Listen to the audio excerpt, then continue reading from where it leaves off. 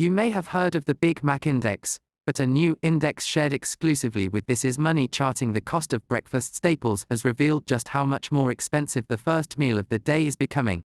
Supply chain issues, poor weather across the world, and the war in Ukraine are all to blame for a 71% jump in the cost of raw materials that go into making staples like oats and coffee, the eToro Breakfast Commodity Index shows. Breakfast inflation has dramatically outpaced overall consumer price inflation, which has risen 11% over the same period, heralding further price hikes for shoppers. Orange juice is the breakfast staple to have seen the biggest rise in price, with spot price for oranges jumping 124% in 2 years, according to the index. It said this was largely down to a particularly poor orange harvest in the US due to poor weather and disease.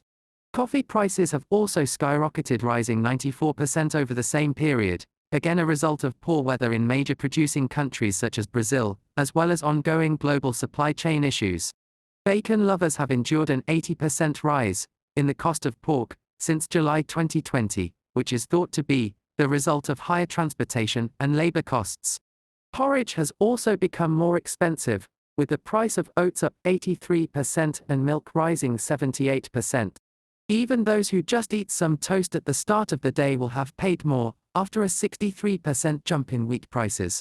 Cocoa has experienced the most modest rise, increasing just 7%, as a surplus during the pandemic kept the price lower. While the cost of raw materials only accounts for a part of the cost paid by consumers, such a big surge will force businesses to pass on the extra costs to customers. Ben Laidler, global market analyst at eToro, said much of these price increases were already being passed on to shoppers either through higher prices or smaller sizes. Examples of so-called